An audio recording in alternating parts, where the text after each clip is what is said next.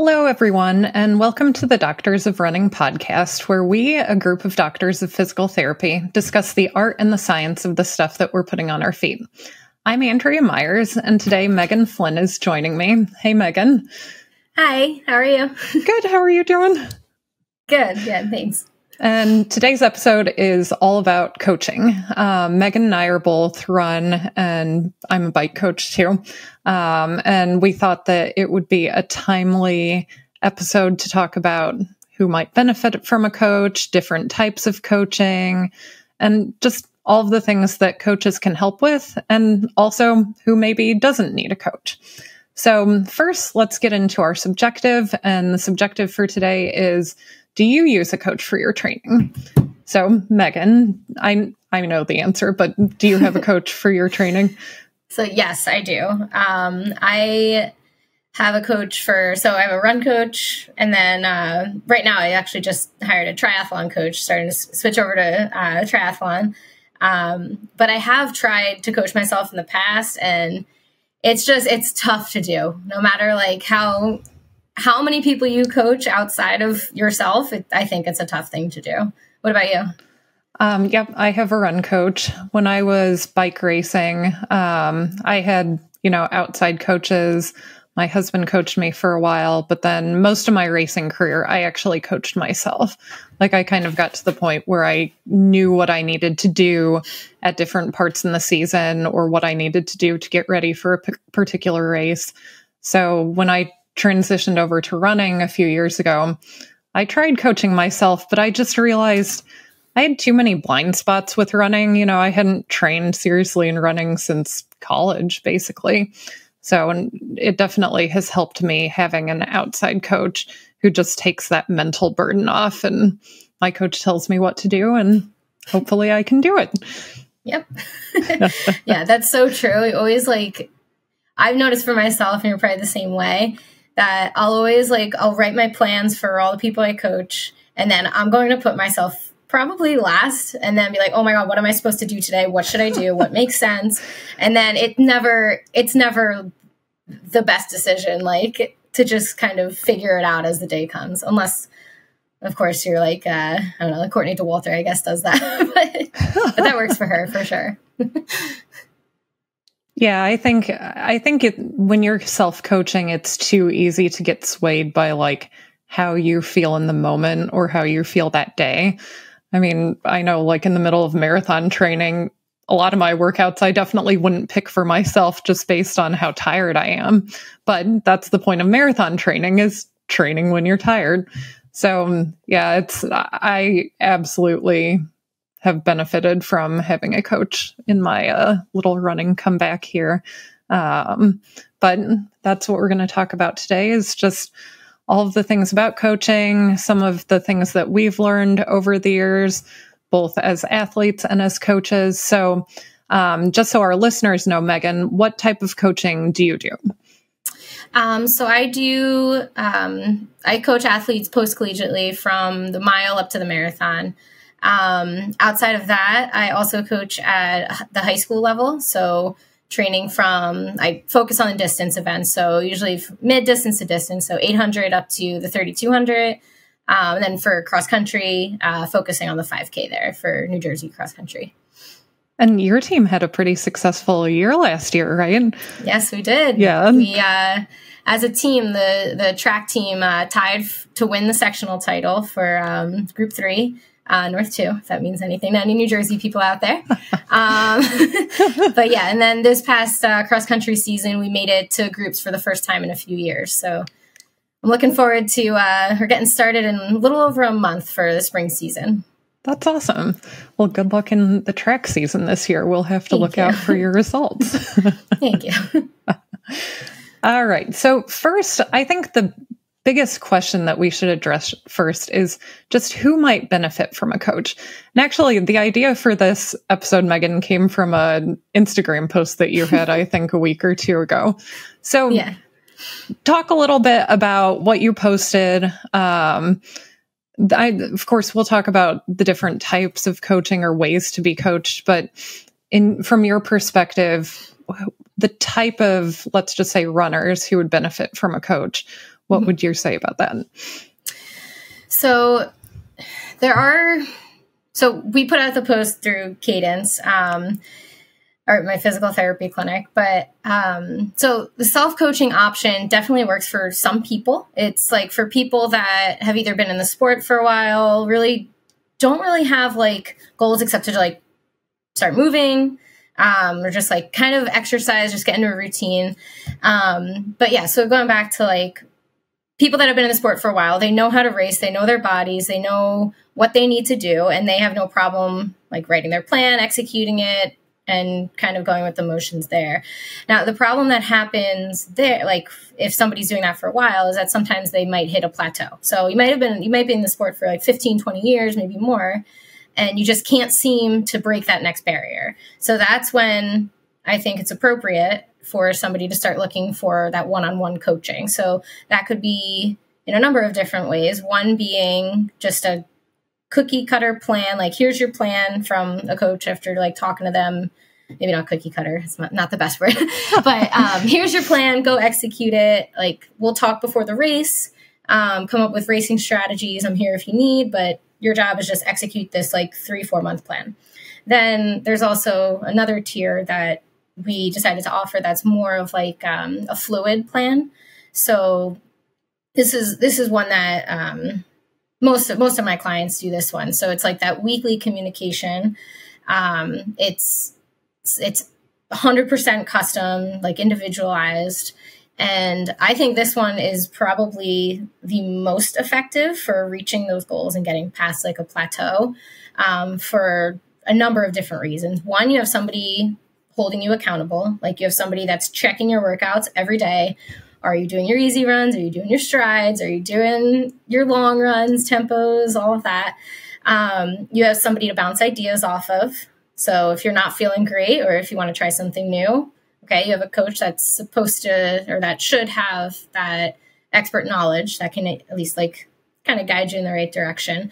But also be there on the good days and the bad days. So if you have a bad workout, which is going to happen, you have somebody that you can reach out to and just kind of like reflect on it, focus on the takeaways. But yeah, so I think the one-on-one coaching and somebody that hires a coach is looking to reach like a next level, or looking to like better organize their time, efficiency, and just accountability. Yeah, I think that's a big thing that maybe people don't realize that coaches do. Like a lot of people think coaching is just about the training plan, but a lot of coaching is not about the training plan. It's helping you figure out how to balance training with your life, or like what should you do with your training if you get a cold or if you get COVID? What should you do if you get injured? What should you do if you didn't sleep the past 3 nights because, you know, your dog or your kid is sick? We tend to make bad decisions on our own in those situations. I know I sometimes certainly do. So it helps to have that like objective outside person who knows you, who knows your goals, saying, okay, this is what you need to do given these circumstances. Mm-hmm. This is how we're going to adjust your training to keep you on track for your goals without you trying to do a workout when you're sick or trying to push through after 3 nights of no sleep. So coaching, it's not just about the training plan. It's about a lot more than that. Right. And it's so much better having someone. So I've definitely been there too, like being sick and being like, am I just like skipping this workout, blah, blah, blah. And like having somebody else, like an outsider, be like, no, like this isn't going to derail your training. If anything, like if you try to push through this injury, this sickness, illness, it's actually going to put you back even more than if you just take like the day or two, let your body catch up. And like just having somebody else say that to you is sometimes enough to be like, oh yeah, that's obvious. Absolutely. Like when I was bike racing professionally, like of course the focus is a little different. And I mean, I raced through being sick. I raced when I was injured. Like I did a lot of things that you did because of the level of the sport, but they were definitely not like the best choice for your body. And a couple of years ago, you know, I was training for a marathon. I got, you know, cold, and I texted my coach to say like, hey, what should I do? And he said, your health is the number one priority and always is. And it was such a simple statement, but like compared to what I did in my cycling career, that was not always the truth.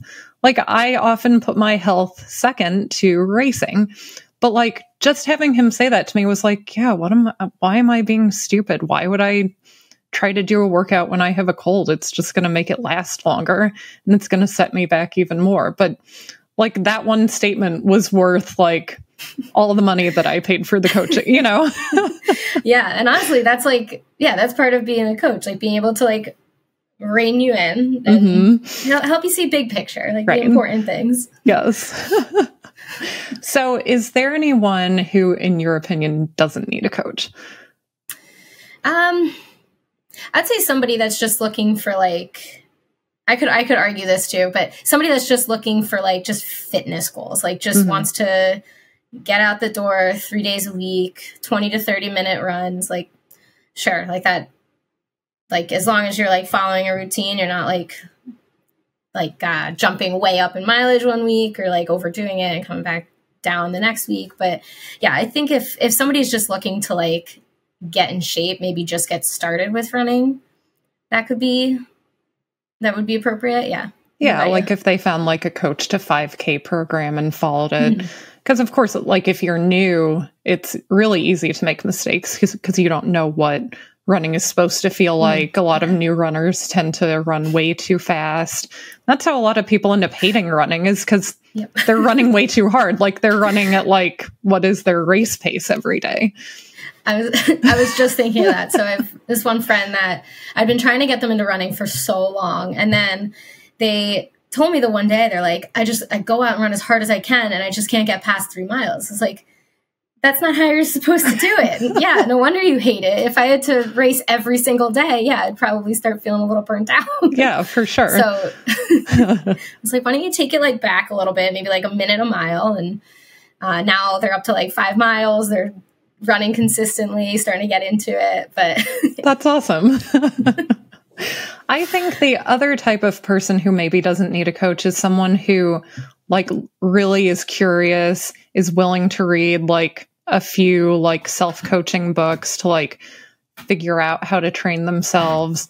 But I think that kind of takes a special person to be one like in tune enough with yourself to know if you're overdoing it, if you're underdoing it, if you have to make adjustments. But I think for a lot of people, coaching yourself can be a lot of fun because you're basically running an experiment on you. That's true, yeah. And, you know, if you're willing to take some risks and you're not like training for a huge goal event, then it's fun to see, okay, well, what happens if I try like this type of workout? Or what happens if I start adding like one double a week in? And just seeing how your body responds. So, yeah. But I do think that it takes a special person to be self-coached. Yeah, like really do your homework, do your research, use resources. Yeah. Yeah. So there's so many different ways to get coaching these days, especially with technology. So of course, the type of coaching you and I are talking about is either in-person coaching, like what you do with your high schoolers, or online coaching, which is what I mostly do with my clients, although I do get to run or ride with them occasionally if they live nearby. But there's other types of coaching where like you maybe aren't interacting with a human at all. Like you can go on Training Peaks or other platforms and just buy a training plan that a coach wrote. Now there's AI coaching platforms that will modify a training plan based on how you respond to it. So what do you think about those, Megan? And have you seen anybody have like success with those, like just, you know, plug and chug training plans or the AI ones? I have had people have some success with just like the cookie cutter training plans, but like, that being said, everybody's different. And of course, there's like, this plan is going to work for somebody. Like, that's why it was created. It worked to help somebody achieve their goal. So I think that can kind of like fall under the same thing as like almost self-coaching where you're following a cookie cutter plan. If it works, awesome. If not, okay, you experimented, you tried, you know this approach doesn't work, try another one. And then the AI ones, I haven't had too much experience with them. I know like you can put in like all your data and it collects everything, but again, you're not getting that like feedback that you would get from like a human coach, I guess. Like you're not getting like, oh, that workout, like how did it feel? What was like your effort? What do you think? I don't know. And then like talking about other things like nutrition and race strategies. I don't know do you get all that with the AI? Well, I haven't tested out an AI coaching platform. I think it would be very entertaining, but just think about some of the responses that you get from AI. Like when Bach had AI write, I think like a Nike Pegasus shoe review, it got some things right, but then some things were like way out of left field. So, and I mean, that's one thing for it to get like a shoe review wrong. Like people probably aren't getting hurt from that, but if you get a coaching plan wrong, you potentially could get hurt from that. So I think that AI has enormous potential, but I just don't think that the algorithms are there yet for it to be anywhere close to that of a good human coach. But who knows? I mean, maybe someday they will be better. But I certainly wouldn't choose an AI program over a experienced human. Yeah. Plus like talking like race strategies and everything. Like if one of us has run the course or biked the course, we're going to be able to break it down so much better and in more detail than AI, in my opinion. I don't know. Like right. I said, I haven't really used it I haven't used it at all for coaching plans or anything, but I know it's out there. Right. But, I don't know. It's just pulling data from the internet, right? So like, think about like you and I both ran Philly last year. We both read like very divergent opinions on like how hilly the course was. So like if AI just pulled other people's reviews of the course, like what would it tell you? All over the place. Yeah. It's also probably perspective. Right. Of how the race went, yeah. Yes. Another thing I would say about like those kind of cookie cutter training plans is, yeah, they can be very beneficial for some people, but I think people should feel free to modify them to make them fit your life. Like just because the cookie cutter plan you bought has like the long run on Saturday doesn't mean your long run has to be on Saturday. Like move it to Sunday or move it to Friday or whatever day works better for you. You might be someone who needs 2 days off of running and the plan you bought maybe only has 1. Well, that's okay. Take one of the easy run days and turn it into either another day off or like a easy cross training day. So those pre-written plans can be like, kind of makes like a good framework for like a plan you can personalize for you. But I think you do have to, one, know a little bit about what works well for you and also be willing to not take the plan as like gospel. Like, okay, this was not written specifically for me. I'm going to change it so it fits better with my life, or I'm going to change it so it fits better with like the training that works better for me. I agree with that 100%. Like no training plan, no matter if it's a cookie cutter plan, if it's coming from somebody like one-on-one, should never be like a concrete, this is what it is, no flexibility at all. Because things come up, work things happen, life things happen, you get sick, like it has to be flexible. Right. Yeah. And be flexible with yourself too is key. So now let's talk about one of the most popular types of coaching, which is doing whatever your friend is doing. I've actually had coaching clients ask me if I will coach them and then can their friend also just do the same workouts? And my answer is always no, because I don't know anything about your friend. Like, does your friend have the exact same life that you do and the same like physiological parameters that you do? Probably not.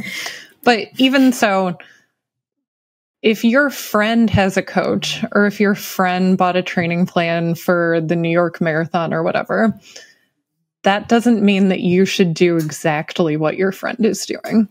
Like, maybe like you could do key workouts together, or maybe you guys can meet up and like run on the same bike path together, but maybe you do like slightly different things. But it is often a recipe for injury, burnout, disaster if you try to just do whatever training someone you know is doing. Yeah, because before you know it, you're going to end up like, say you're jumping in with a friend here, jumping in with a friend there. You're going to end up doing like 4 or 5 days of high quality, hard work. And that's just, in my opinion, or like, yeah, like you said, a recipe for disaster, injury, like burnout, which is tough to come back from. But yeah, like even like what you're saying, like even meet up with a friend to do a workout. Like if you don't have the same thing or the same exact workout, even just having somebody out there with you, like just be like that you see every so often, maybe you're like doing an out and back, you see them like twice a loop. That's enough to make a big difference in your workout, even if you're not doing the same exact thing. Oh, definitely. I do that with my training partners all the time. Like we'll meet up and like do a certain loop or do a certain section of the bike path and maybe like warm up and cool down together. But just like having someone out there, like it's motivating because you know your friend is like working hard too. And when you pass each other, you can like cheer each other on, you know? Yeah. So it doesn't have, your workouts don't have to line up to meet up. It can be very fun and helpful at the same time, just being out there together. 100%. Yeah. So let's assume that somebody has decided that they need a coach, like some type of coaching. So, and people ask me this question a lot. Well, how do I know like what type of coach is right for me? And how can I find the right coach?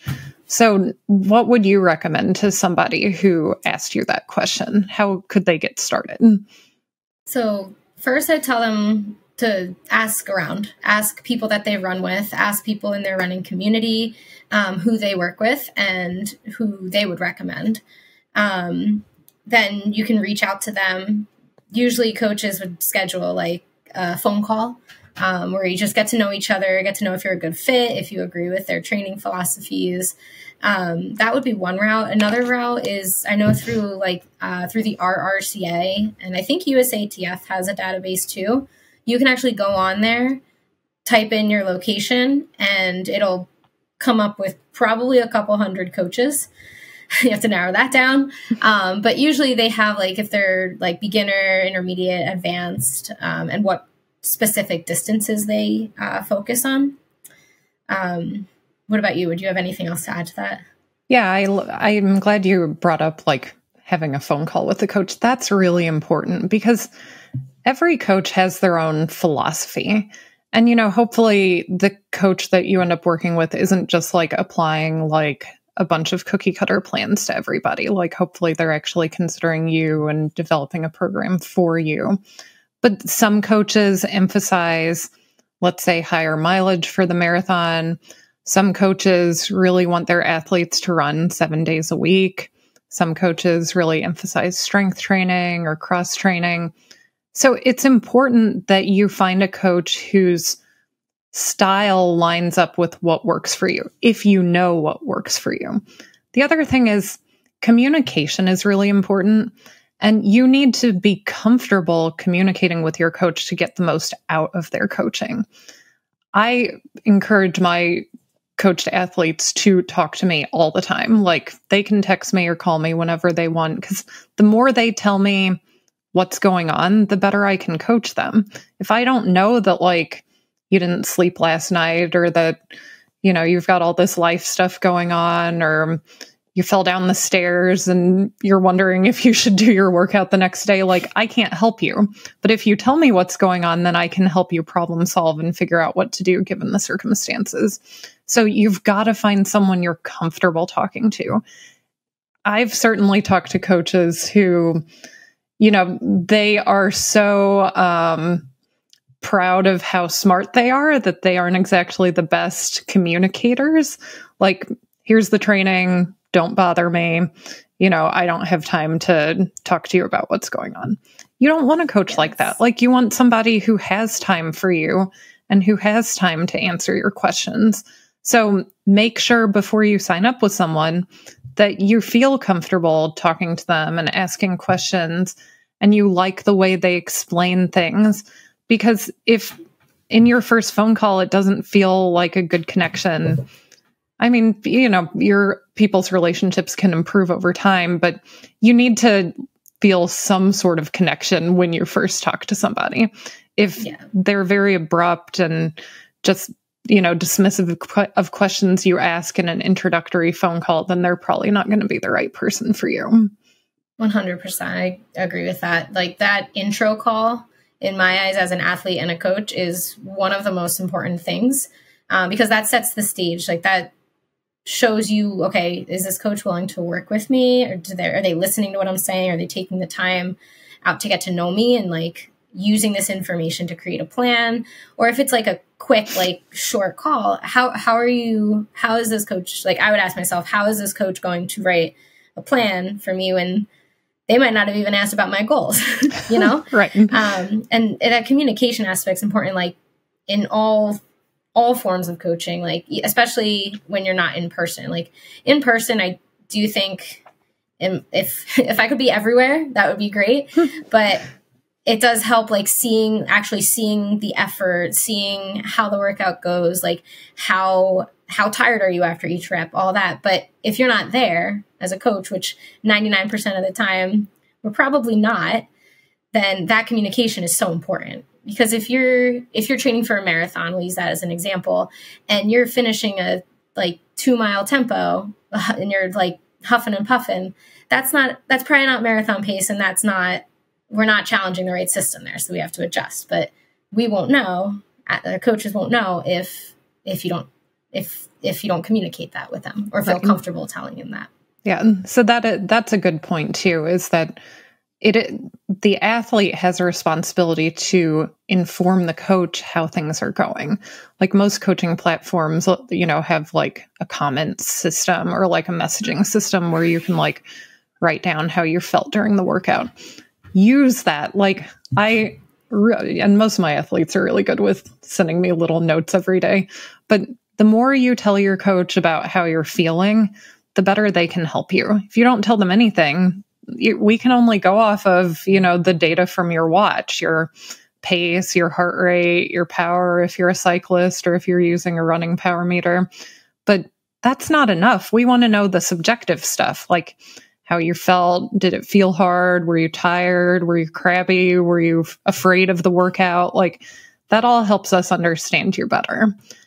So I would also say another important question to ask the coach, because some coaches do restrict communication. Like, there are different levels of coaching plans where maybe you get like one phone call a month with your coach.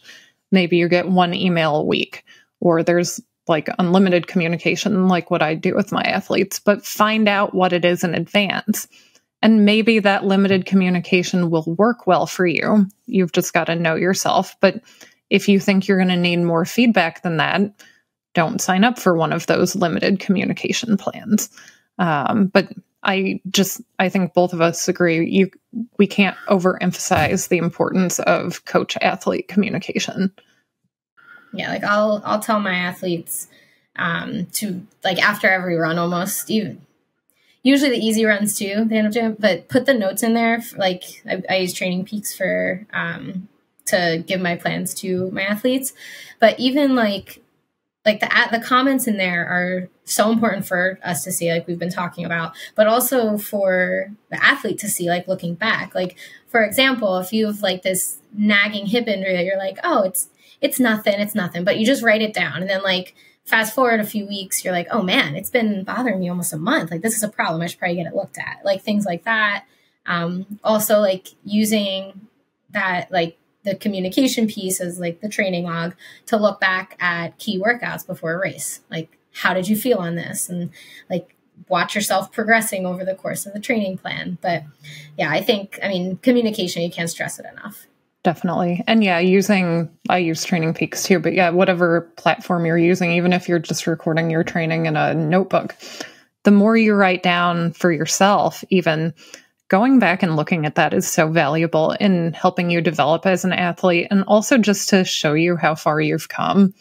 You know, at the beginning of a marathon training block, if like a 3-mile tempo felt at a certain pace felt kind of challenging, and then now you're 4 weeks away from the race and you just did a 10-mile tempo and it wasn't that hard, like that can be really motivating and encouraging, and it just gives you some perspective on how far you've come. So yeah, absolutely use that self-reflection as a way of like further deepening your understanding of how your body works and how you respond to training. So Megan, should a athlete adjust their life around their training, or should their training fit into their life? So initially thinking of this question, I was like, this is an obvious answer. Unless running is putting like food on your table or money in your pocket, then the training should fit into your life. Then I started thinking about it a little bit more.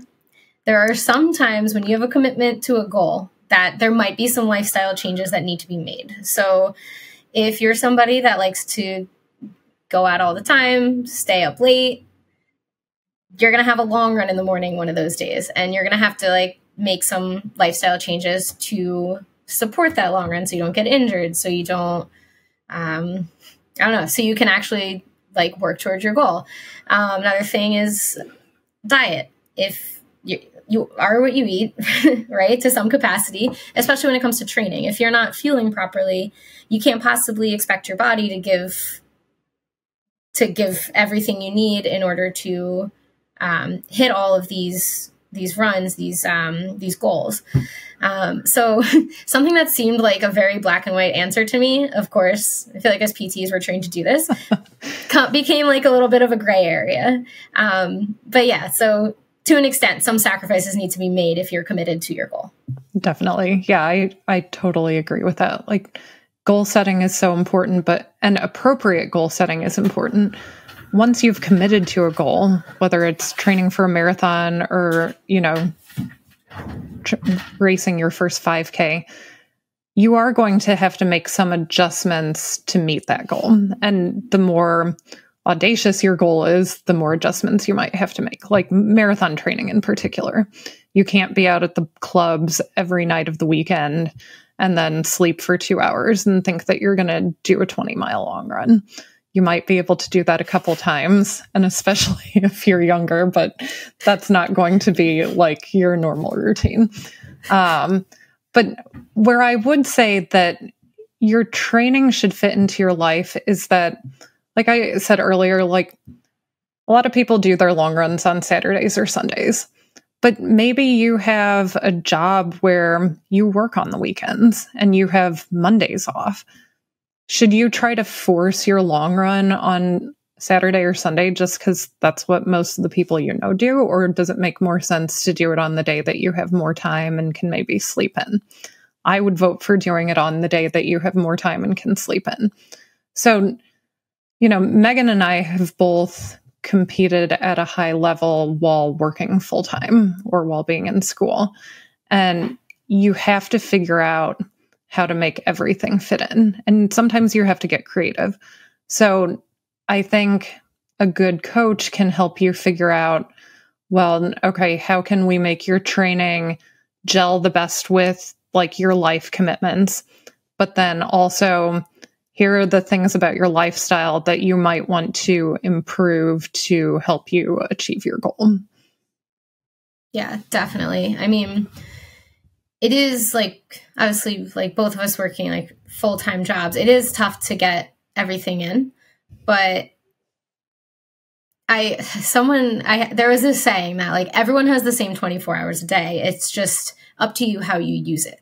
So obviously the times you're at work, yeah, those times are off limits for the most part, right?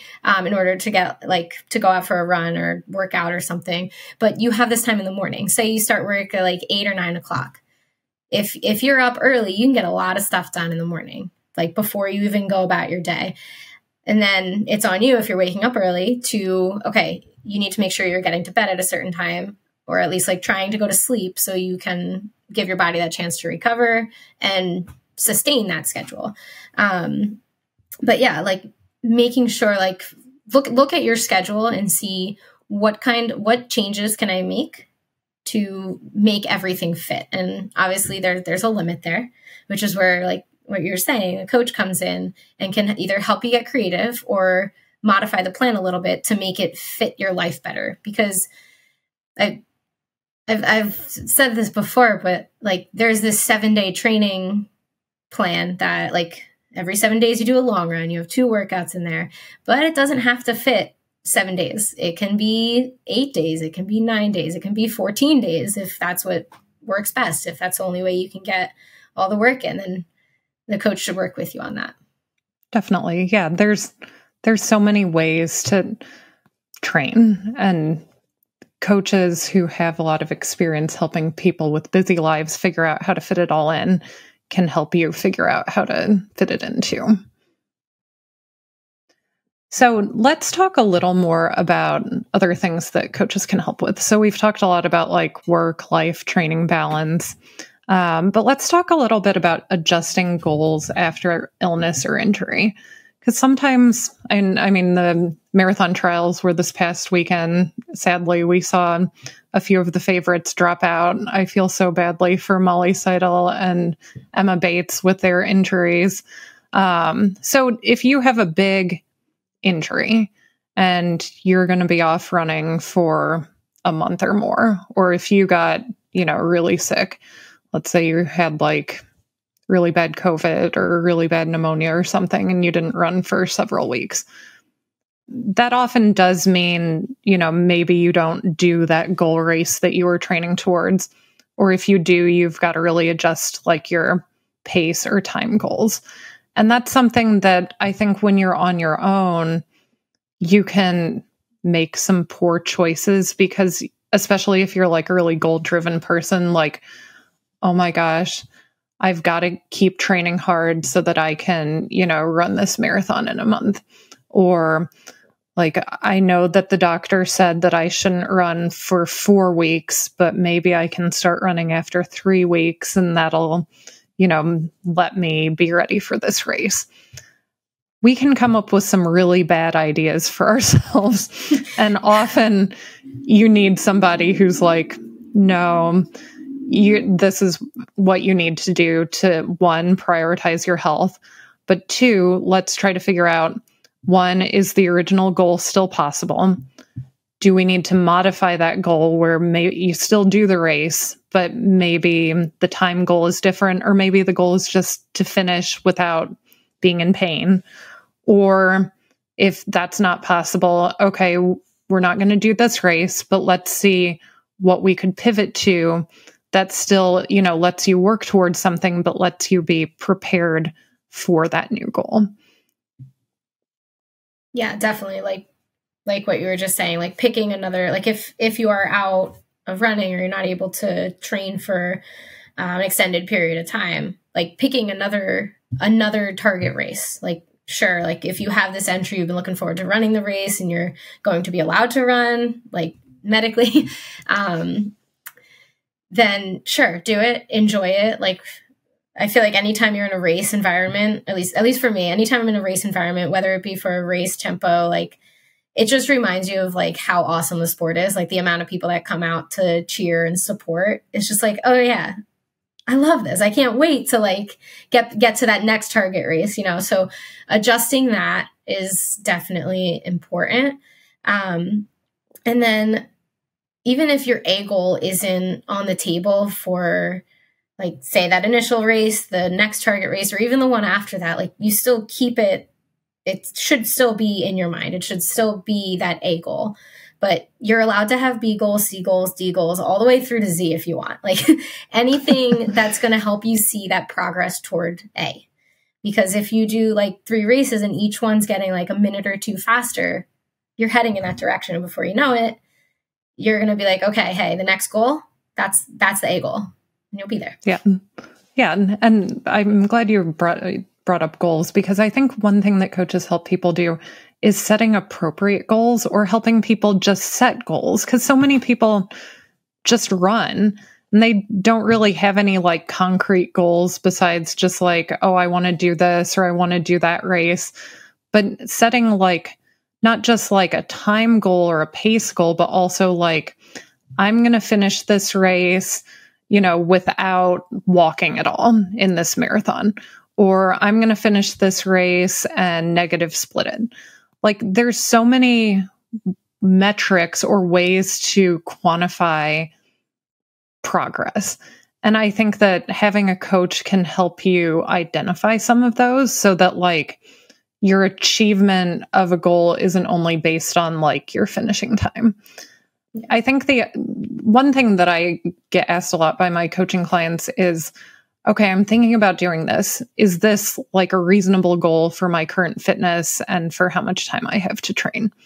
Because, you're hanging out with your friends, people are on their phones, and, oh, let's enter the lottery for this ultra marathon.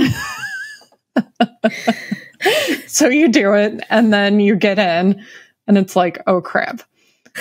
And you really need somebody who is objective and who isn't, it's good having friends who like encourage you to do crazy things, but you need someone who's going to be honest with you and say, look, based on like the time you have to train, your current fitness levels, this is what you're going to need to do to be prepared.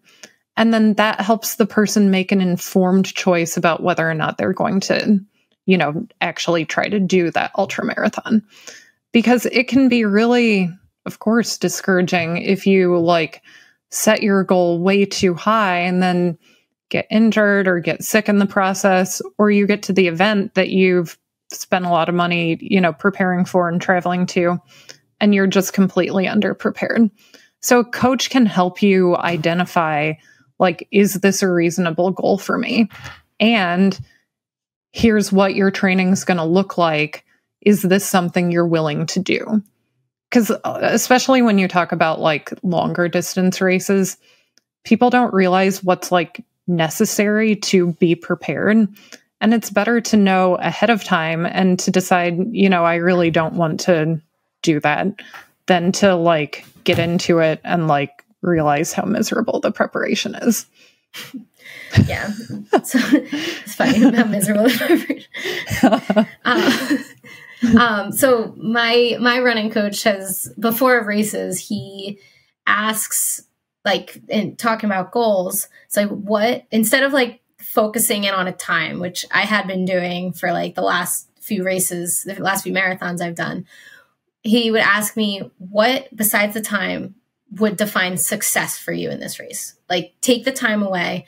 What would it take for you to consider it a success? And I found that question to be like challenging at first. And I was like, okay, there are a lot of other things to be focusing on besides the time. And you and I both know, I feel like most experienced runners know, the second you take that like pressure off of that one specific, like it's this or nothing, then it all of a sudden happens and becomes easier and it's more enjoyable. So I find that question to be very helpful for, as a coach, also like relaying it to my athletes, like, define success for you in this race. Take out like this specific time. What does that look like for you?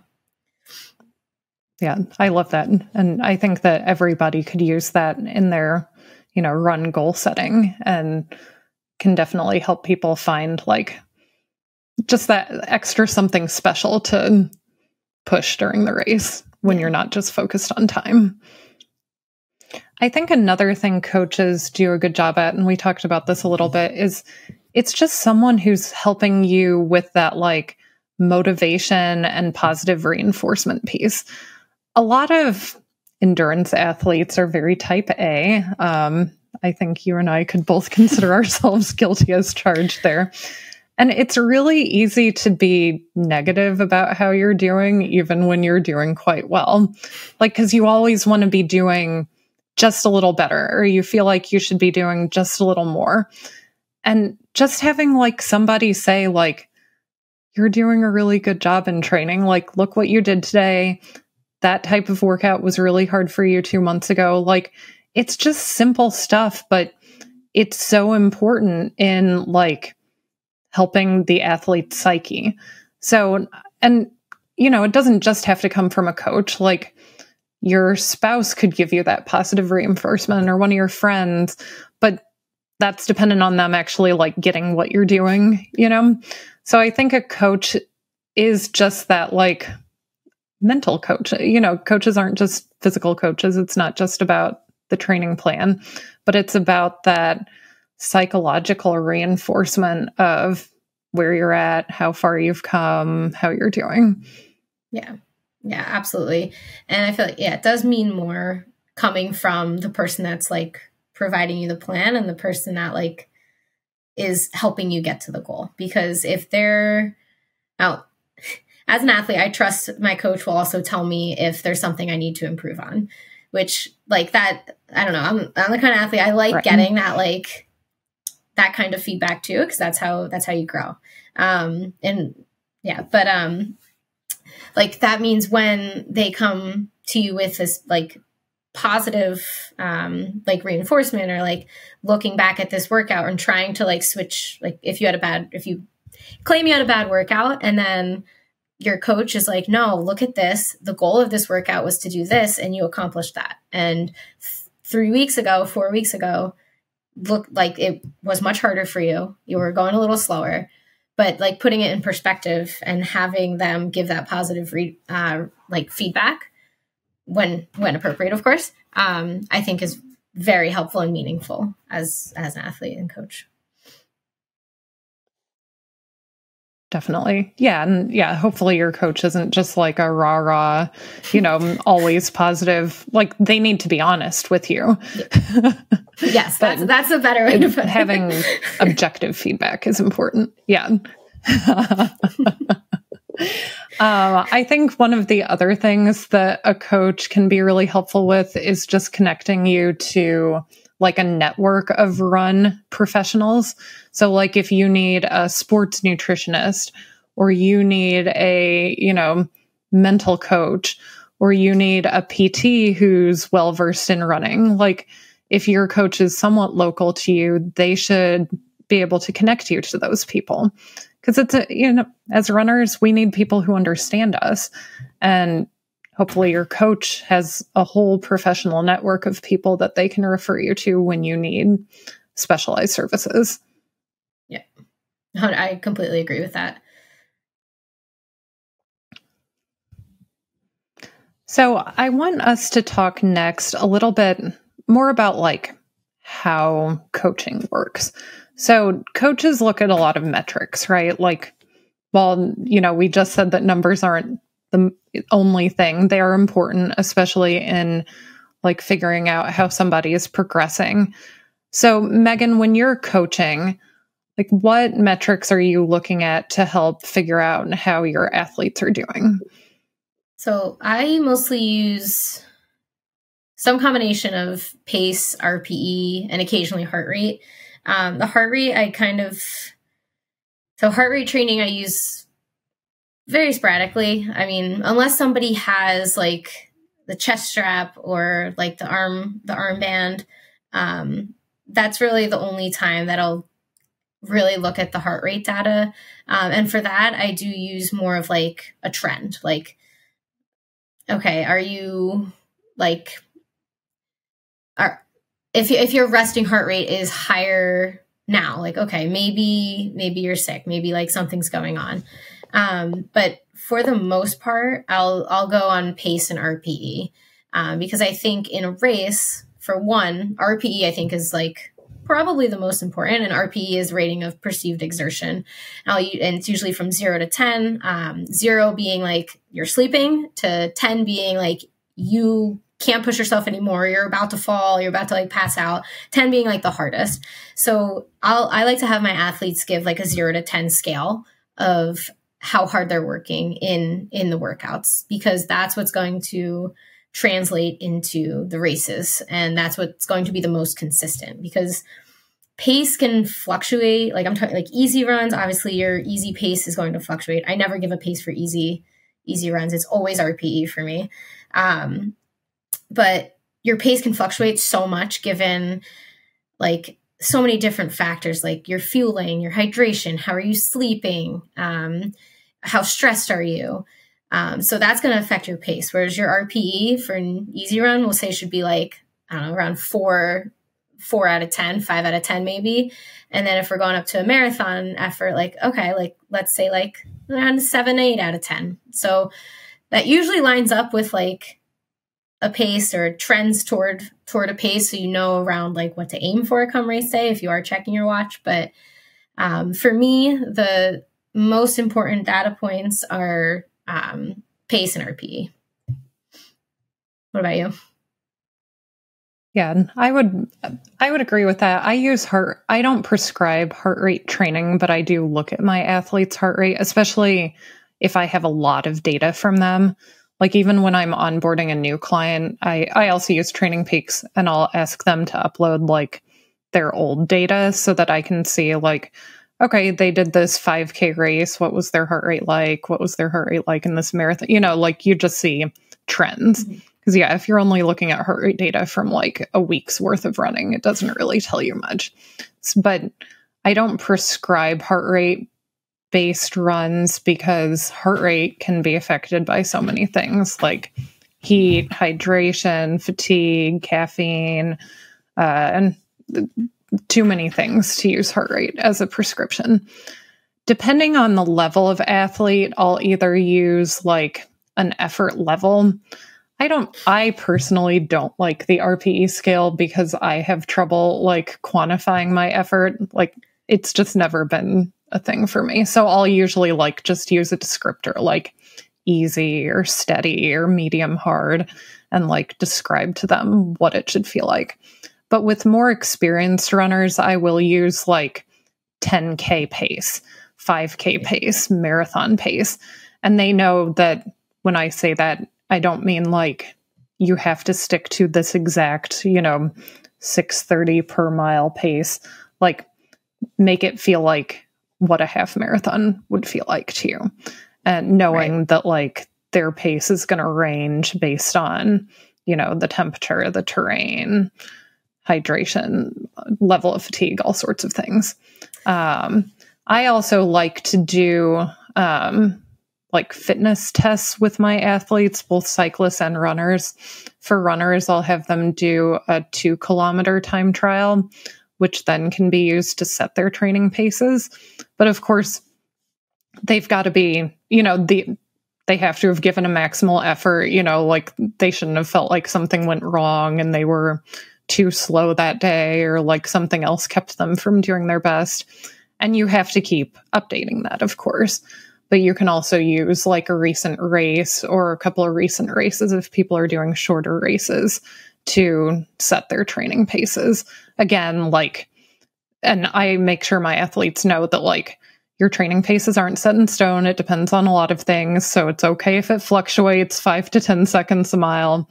But I personally like to train based on pace, but then also based on effort. Like, oh, if I'm supposed to be at 6:20, but I'm running into a 20 mile per hour headwind, I know it's going to be more like 6:30 or 6:35, but it just depends on the athlete, how I tell them to train, like what's going to work best for them. I tried a running power meter for a while, just like to see what I thought of it. And I was definitely not impressed. It certainly is not the same as a cycling power meter. I don't like how it works differently depending on the shoe that you're wearing. And especially as a shoe tester, that's a big problem. Yeah. Interesting. But for cyclists, if you want the most objective training data, you've got to have a power meter because it is literally measuring the force you're putting into the bike. So maybe someday runners will have a similar metric, but right now running power meters are definitely not that. And the power estimates you're getting from your watch are definitely not that. So I would never use that metric. to prescribe training to somebody. Have you experimented with running power at all? I haven't. I have some clients that have asked me about, some PT clients that have asked me about it that have, I think, I'm blanking on the name, but it clips onto like, the top of your shoe. The stride. Yes, thank you. It clips onto there and it gives you so much data. Like I was looking through one of the data screens and it's like it gives you so much information is the point of that. But you could spend all day looking and analyzing it. But I don't really know. I haven't used it myself. And I don't know how accurate it is, or like some people I know swear by it and like have run huge PRs just by using power. So I guess that goes back to like, everyone's different. Some things work great for others and some people it doesn't work for. But I haven't used power for running at all in my training personally or for my athletes. I could see it work if you only had like a couple pairs of shoes that you normally wear. And if you were doing like a big city marathon where your GPS watch isn't going to be accurate, because it's called a stride, the power meter can also give you like a pace, like it tells you how fast you're running. And I know others who have used that to give them like their real-time pace when they knew their GPS pace was going to be really off. That's very helpful. For me, like I probably tried it for like a month, and just looking at the numbers, they didn't correlate to the pace I was running, the effort I was running. Like there were just too many extremes in the data. So for me, I just didn't feel like it was a valid way of measuring my effort. And I'm sure that the device will improve over time. But right now, I don't think it's really there yet. Yeah. And then, so we both use Training Peaks, which, oh, go ahead, Megan. I think there's a little bit of a delay. Yeah. Let's just reset and let the delay work itself out. All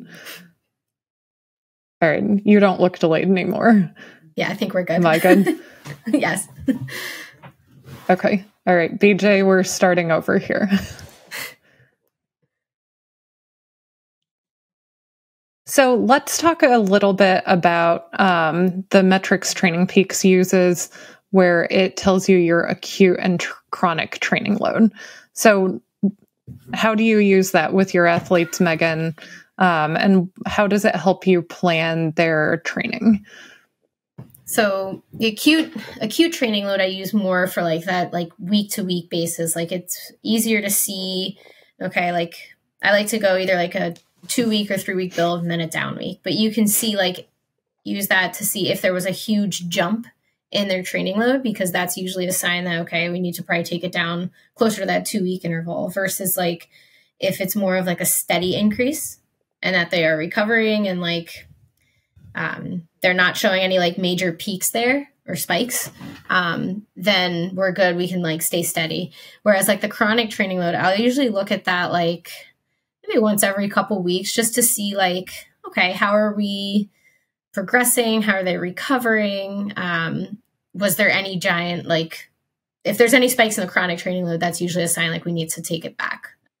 All right. So let's talk a little bit about some recovery metrics that coaches might use to gauge whether a person is recovering well from training, if they're getting sick.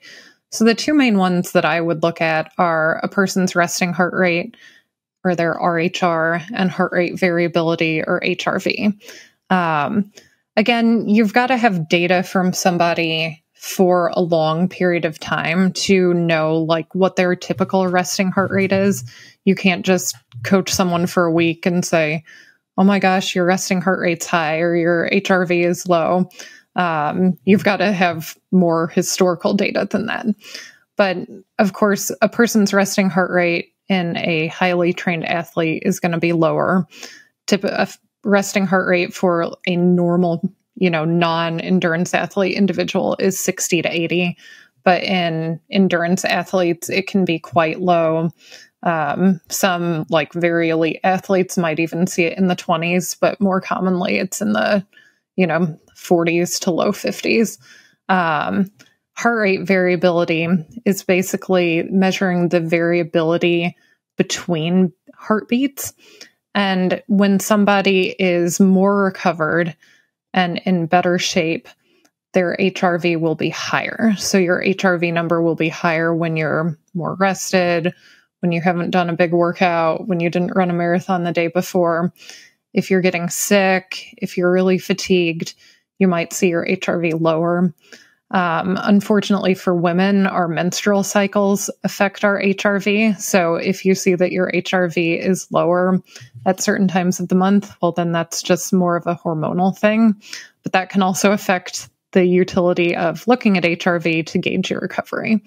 So, Megan, do you use these metrics when you are looking at your athletes' data? And if so, like, how much weight do you give to them?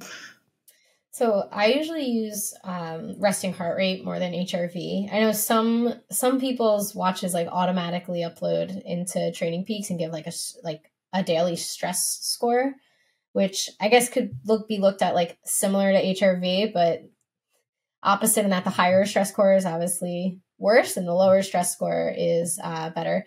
But I mostly use resting heart rate. And again, like you said, like following that trend, like if I just started working with an athlete and I see like their resting heart rate's like fluctuating by like 5 beats per minute or something, or 10 beats per minute, I'm not going to really think twice about that. Whereas like if I'm looking at an athlete that I've been working with for a couple of years now, or like even like a year, and I'm seeing like that 5 to 10 beat increase overnight, or like that of their resting heart rate, that could be a sign that they're either not recovering right, or they're not recovering well, or they might be have an increase in stress, or they might be getting sick, or their body's fighting something else off too. But usually, like I'll use the resting heart rate in a trend as a sign to like either give them an extra easy day, or to even like do like an extra check-in, like, hey, what's going on? So, now we've talked about resting heart rate and HRV, and those are both things that our watches can track. And our watches also give us a lot of fitness information that may or may not be very helpful. So I know my watch tells me what my VO2 max is. It tells me how many hours of recovery I need after a run. It tells me if my training is productive or not. And often I find those features very annoying because I find its recommendations to be wrong. So I actually sometimes just turn off all of those recommendations. But what's the deal with all these recommendations from our watches? What is it basing? Like, how is it estimating our VO2 max? And how accurate is it, Megan? So for the most part, to estimate your VO2 max, it's using your heart rate data. It's using the heart rate data that the watch is collecting, which, again, if you're not wearing like a chest strap, or you're not wearing like some sort of external heart rate monitor, it's not the most accurate reading, unless, it's trying to read your radial pulse. And for the most part, we wear our watches on the top of our wrist. Some people wear it on the other side, but it's constantly moving as you're running. It's constantly moving, like even as you're walking, moving throughout the day. So it needs to be taken with a bit of a grain of salt. That being said, like we'll go back to trends, like maybe that VO2 max number isn't like, if we were to get you on a treadmill and do like a VO2 max test, it might not be 100% accurate. But if on your watch it's staying like consistently around the same, and you see like an increase by like a point or two as you're going through a training program, like, okay, that could mean a sign of increased fitness. Or if you're taking some time off and it goes down, yeah, of course, you're going to lose fitness when you take a break, which is fine.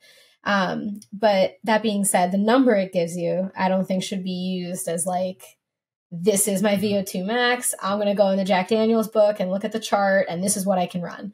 Because as much as I wish my watch was correct, it is not. It is very far off from what I know I can do.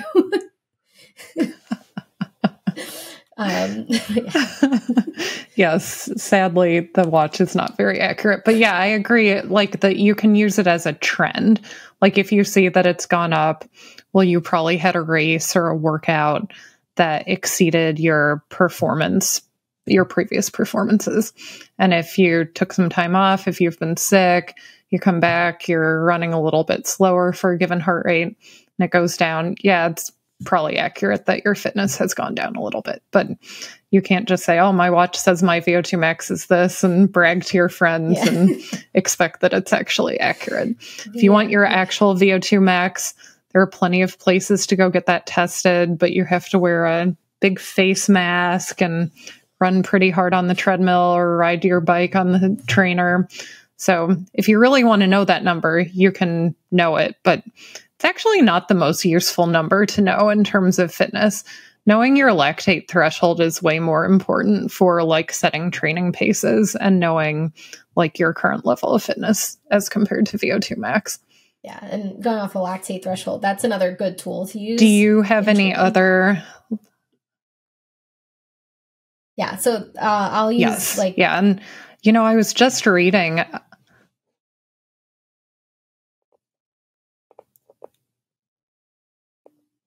Go ahead, Megan. I have found lactate threshold, like I'm starting to look into it more and debating getting like one to use either like in the clinic or like to do VO2 max tests in the future, but also in workouts, because that's a very good metric to use that you can in real time check like if the effort you're giving out in a workout or putting forward, if that is lining up with the goal of the workout. So for example, like the first lactate, the LT1, they call it. If you're aiming for around this like lactate level and you check like in between reps and you're hitting that, that usually equates to around like your marathon, around marathon pace, marathon, maybe half marathon. But it's just a good way to like check, am I challenging my body appropriately? Am I overdoing it? Could I, or should I push harder? But yeah, so that's another thing on lactate thresholds, which is, I think the watch gives to you also. But again, it's using heart rate data that might not be. I was just reading that some of, yeah. Did you read, Megan, that there will soon be a continuous lactate monitor, kind of like the continuous glucose meters that people are using? No, I didn't hear that. That would be very interesting. Yeah, like within the next few years. That, I feel like that would be me too. Very helpful.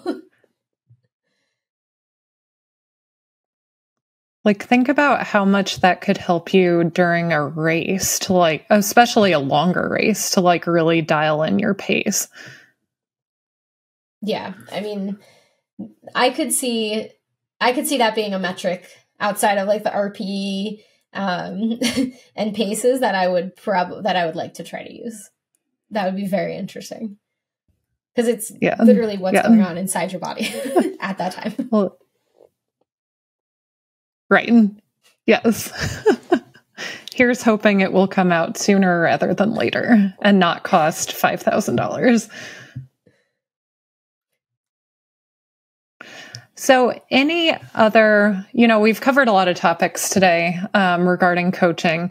Do you have any other recommendations to someone who maybe is interested in getting a coach that we haven't already covered, something to think about or just what to look for? Any final thoughts?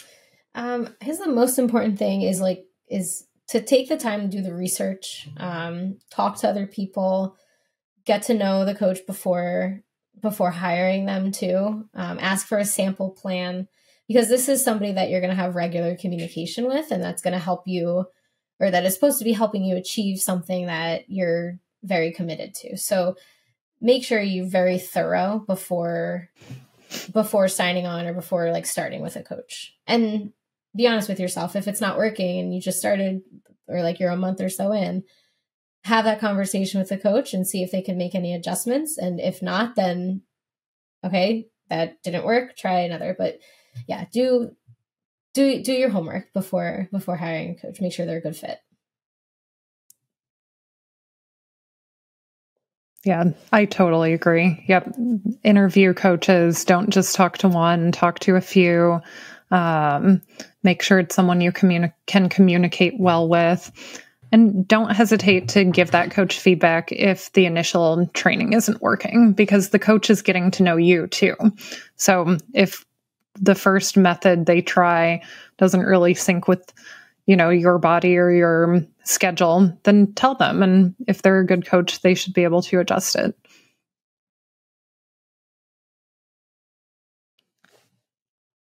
So thank you for joining us today. As always, we love to hear from our listeners. So leave us a review, send us an email at doctorsofrunning@gmail.com. And thanks for joining me for another episode, Megan. It's always fun to have you on. Of course. Thanks for having me. And we'll see you next time.